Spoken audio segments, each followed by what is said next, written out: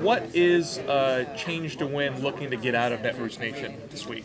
Well, I don't know that it's looking to get out so much as it's looking to sort of give back and connect to this community. I mean, this is the second year we've been involved in Netroots Nation. This year we're a platinum sponsor, or whatever the highest level of sponsorship is. We believe very strongly that the Netroots is forming a sort of new communications infrastructure for the progressive movement, and labor is at the core of the progressive movement. So wherever things are happening, it's important that the perspective of working people be represented. We just finished up the Labor Caucus at Netroots Nation.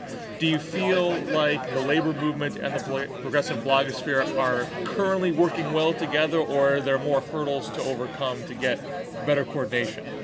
Well, I think that it's good. It's certainly been getting better. I think that there's still a long way to go. We definitely have to find ways to make our issues relevant to bloggers, to help them see how these things are important, because we're up against a sort of a 40-year messaging campaign from conservatives who've been building these false stereotypes in the minds of Americans about what unions are about. And really, when you get down to it, unions are just about collective action, which is something that progressives believe in at the core of their philosophy. So sort of getting back to those first principles and reacquainting people with what brought workers together in the first place, and the benefits that those workers got by joining together. You know, better health care, you know, the 8-hour day, the weekend, all these things that, you know, didn't exist until workers came together and sort of took them, you know, rather than waiting for someone to give them to them. That's sort of the core of our message, and I think that's a message that resonates with bloggers. What you just ticked off are all the things that the union movement has accomplished in its history. There's always a "what have you done for me lately" attitude. Where does the union movement help take America forward in this current day and age? Yeah, I think, well, you can look at it along several ways. One of them is that, you know, we have been at the forefront of trying to build a progressive trade model. And, you know, people say, well, look at the economy, look at globalization, look at the damage it's done in our communities. You know, there's a lot of progressives who are now sort of coming around to this. But labor's been talking about this for 15 years or more, you know, and has been standing up for the rights of people to have a job, a healthcare, a paycheck that supports a family, all those things that are at the core of the American dream. And now that progressivism is sort of resurging and we're seeing a new vitality, I think there's a real opportunity here for us to talk about how can we take some of these issues that labor's been talking about for a long time, that workers care about but that haven't been in the policy discussion, and bring them closer to the heart of the policy discussion and turn them into actual policy that gets passed and signed and becomes law.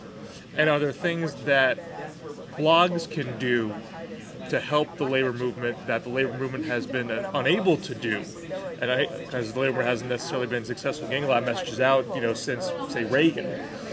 Is this new technology going to change the discussion in some way? Oh, yeah, absolutely. I mean, one of the key differences from those days to now is that because the cost of communications has come down so much, you know, we actually have active union members who are very successful at communicating about the issues that are connected to them, not messages that come from an international or from the union as an institution, but from the actual union members. And, you know, that's really important, because the best advertisement for a labor union is a union member. And, you know, if you see somebody who has that job security, who has the health care, who has the good pay, who has a secure retirement, and you look at if you're not in a union, you look at your economic situation, do you have that security? You know, do you feel like your American dream is closer today than it was 10 years ago? And, you know, most people say no. I mean, we do polling on this, and 7 out of 10 people say that they feel like the American dream will not be achieved not only by them, but by their children. And that's just an incredible statement of negativism about the direction of the economy. And, you know, part of what we're trying to do is reacquaint people with this idea that, you know, you're not alone, you're not atomized. You know, management, big business want to keep you separate. They don't want you talking to the person next to you, because if you do, you might discover that you're not the only one with that problem. And you might get together and you might do something about it, and that would be really bad for them.